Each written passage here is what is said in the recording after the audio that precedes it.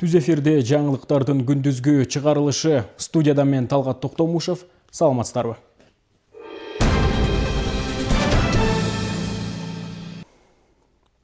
Бишкекте зордуктоого шектелген жүк ташуучу унаанын айдоочусу кармалды. Бул тууралуу милициянын кайгылуу кызматы башкармалыгынан билдиришти. Маалымат кылайык, 10 мартта саат 20:30 чамасында Жүзеке кызматына Васильевский трактында 20 жаштагы кызды белгисиз айдоочу зордуктап жолго таштап кеткендиги тууралуу маалымат түшкөн. Окуя болгон жерге келген кайгылуу кызматкерлери качууга аракет кылган ФАФ үлгүсүндөгү жүк ташуучу унааны байкашкан. Айдоочу милициянын токтотуу талабына баш ийбей Алматы көчөсү менен бара жатып бир нече ирет жол чырактын кызыл жарыгынан өтүп каршы тилкеге чыгуу менен жол кыймылынын катышуучуларына олуттук кооптуу абал жараткан. Натыйжада кылмышка шектүү Муса Жалили жана Курманжан Датка көчөлөрүнүн кесилишинен кармалды. Кармалган жаран 2006 жылы туулган экендиги аныкталды. Медициналык текшерүү анын мас абалда болгонун тастыктады. Учурда шектүү тергөө кызматына өткөрүлүп берилди. Жүк ташуучу унаа айып короосуна токтотулуп, тергөө амалдары жүрүүдө. 2026 жылдын түшүмү үчүн өлкө боюнча айыл чарба өсүмдүктөрүнүн себүүнүн жалпы аянты 1 250 000 гектарды түзөт. Бул тууралуу суу ресурстары айыл чарба жана кайра иштетүү өнөр жайы министрлигинен билдиришти. Маалыматка ылайык, пландалган аянттын 818 000 гектары суугат жерлер, ал эми 432 000 гектары кайрак жерлер болуп саналат.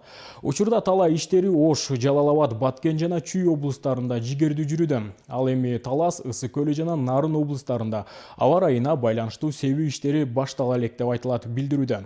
Республика боюнча жалпы 32 016 000 гектардан эгиндери себилди. Министрлик жазгы талаа иштеринин жүрүшүнө жана үрөн менен камсыздоо абалына туруктуу мониторинг жүргүзүүнү улантууда.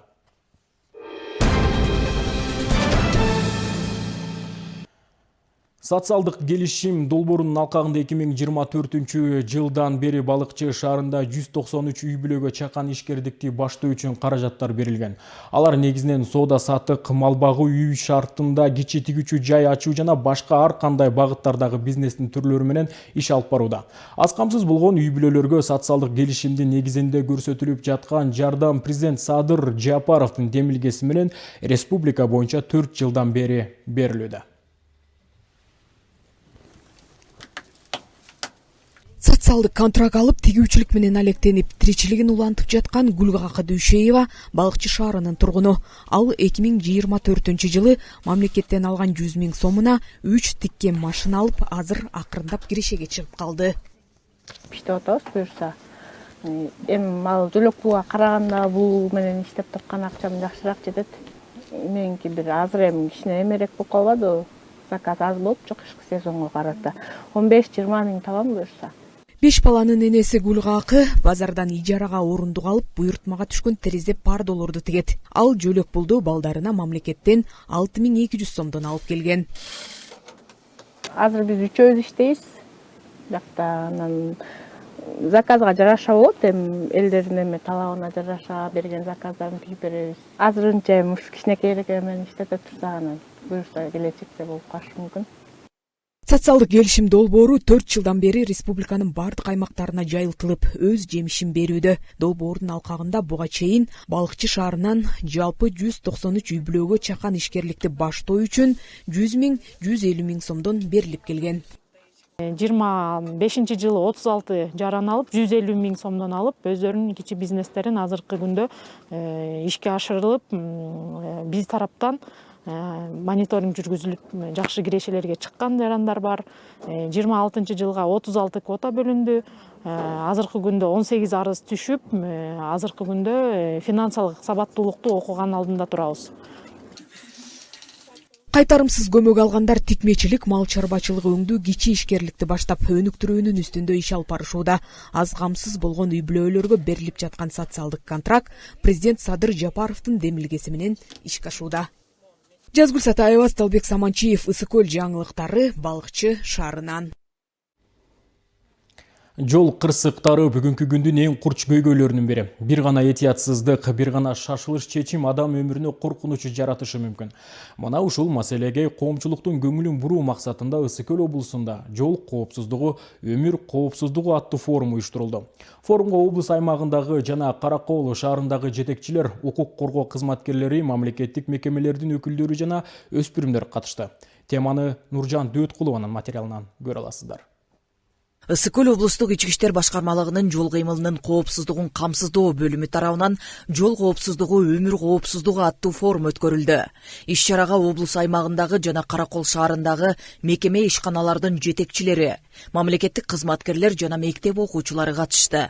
Форумдун негизги максаты жол кырсыктарынын алдын алуу, айдоочулар менен жөө жүргүнчүлөрдүн жоопкерчилигин күчөтүү жана коомчулуктун көңүлүн жол коопсуздугуна буруу болду. Жол коопсуздугу, өмүр коопсуздугу деп атпайсызбы?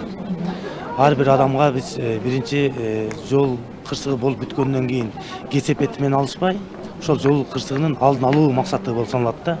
Ошон үчүн мына бүгүнкү иш-чарада атайын облусубуздун тийиштүү мекемелер жетекчилерин, район жетекчилеринен бери ушул келип катышып беришти. Бул жерге жеткиликтүү түрдө түшүндүрө алдык деп ойлойбуз.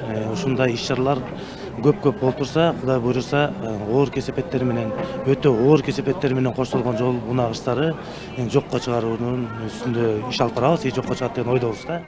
Иш-чаранын жүрүшүндө Касымалы Жантөшев атындагы музыкалык драма театрынын артисттери сахналаштырылган көркөм сценка тартуулашты. Анда айдоочунун шашып айдоо, мас абалында рулга отуруу сыяктуу жоопкерсиз аракеттеринин арты кандай оор кесепеттерге алып келери көркөм формада чагылдырылды.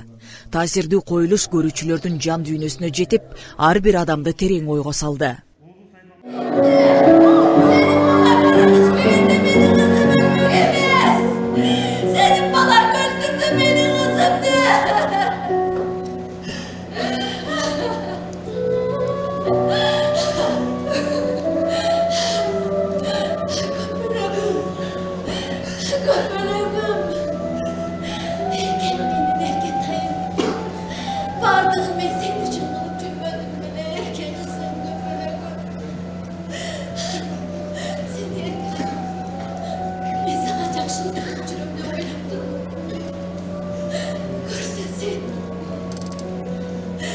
Senin ömrümdü tapkalap жүргөн турбайымбы. Мындан сырткары жол коопсуздугун камсыздоодо жол кыймылынын коопсуздугун камсыздоо бөлүмүнүн кызматкерлери менен тыгыз кызматташып келген мамлекеттик мекемелердин өкүлдөрүнө ардак грамоталар тапшырылды. Форумдун алкагында мектеп окуучулары жана жаш инспекторлору үчүн атайын тааныштыруу иш-чарасы да уюштурулуп, жол кыймылынын коопсуздугун камсыздоо бөлүмүнүн кызматкерлеринин кызматтык унаалары, техникалык жабдуулары жана иш алып баруу ыкмалары көрсөтүлдү. Окуучулар жол көзөмөлүндө колдонулган жабдыктар менен жакындан таанышып, өз ойлорун билдиришти. Издеде жүргөн автоунааларды жана ошондой эле мыйзам түрдө жана штраф деп коет. Штрафтарын төлөбөй жүргөн автоунааларды заматта мына карасаңыздар, ушул электронный аркылуу таап берет. Бул электронный аркылуу издеде жүргөн автоунаа болсо автоматически көрсөтүп, ошол учурда биздин кызматкерлер мыйзамдуу чараларын көрүшөт. Бул иштерин көрсөңүздөр болот мына. Камерасы бул жерде мына. Камерасы бул жерде. Ошол эле бул камера электронный вариантта сразу автоматически бул экрандан көрсөтүп берет. Ар бир автоунаа издеде жүргөн болсо, же кандайдыр бир штрафын төлөбөй жүргөн болсо. Бул жабдыктарды көргөндө жана рациялар менен сүйлөгөн бул эң оңой деп ойлойм. Анткени алыс жакта туруп деле ошол нерсени сүйлөй бересиң да, керек нерсени. Бул мен негизи аптечка бар экенин билген эмесмин. ГАИ кызматкерлеринде азыр билдим ошо аптечка бар экенин. Ушул дагы бир плюс деп ойлойм. Аптечка бул аябай жакшы биринчи жардам көрсөткөнгө. Уюштуруучулардын айтымында мындай иш-чаралар айдоочулар арасында жол кыймылынын маданиятын жогорулатууга жана жаш муунду тартипке, жоопкерчиликке тарбиялоого чоң өбөлгө түзөт. Нуржан Дөөткулова, Жолдош Тынчтыкбек уулу, Мадина Бакирова, Ысык Көл жаңылыктар үчүн Каракол шаарынан. Экологиялык маданият жана жашыл көндүмдөр. Дал ушундай аталышта семинар Ак Суу районундагы Советская айылында мектепте уюштурулду. Ага жалпысынан окуучулар, ата-энелер жана мугалимдер катышты. Кененирээк кабарчы баяндайт. Пластик бөтөлгө канча жылда чырайт? 4-5 жыл. Эмне үчүн кайра иштерди маани экен? Кыргыз элинин салттуу, экологиялык маданиятын ар бир жаран билүүгө милдеттүү. Мындай аталышта Ак Суу районунун Советская айылындагы мектепте атайын семинар өттү. Бул сабакта адамзаттын экологияга тийгизген таасири жана таштандыларга экинчи өмүр берүү туурасында кененирээк түшүндүрүлдү. Негизи эле азыркы көйгөй болуп аткан ушул окуучуларда экологиялык маданиятты, жашыл көндүмдөрдү калыптандыруу азыр чоң көйгөй болуп атпайбы? Мына ошол максатта биз районубуздун, Ак Суу районунун STEM багытындагы мугалимдерге жашыл көндүмдөрдү калыптандыруу методикалары, санарип мугалим методикалары мына ошол багытта семинар өтүп жатабыз.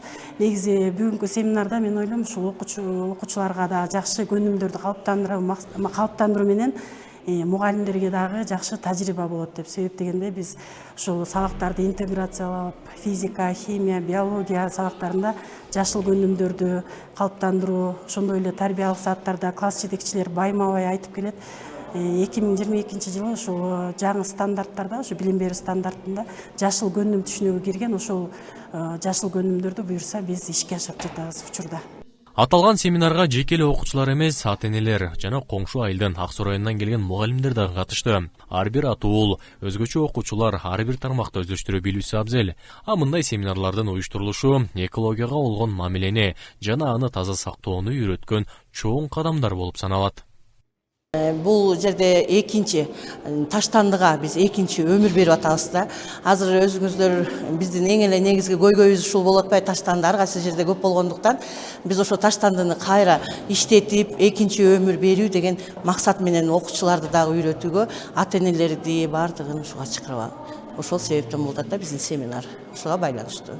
Советская айылындагы бул мектеп былтыркы жылы ишке берилген. Учурда 228 окуучу билим алып, 21 мугалим эмгектенип келет. Мындай жаңы билим уялардын болушу, андагы заманбап шарттар билим сапатынын жогору болушуна түрткү берет. Асылбек Байалиев, Талгат Токтомушев, Мадина Бакирова, Ысык Көл жаңылыктары.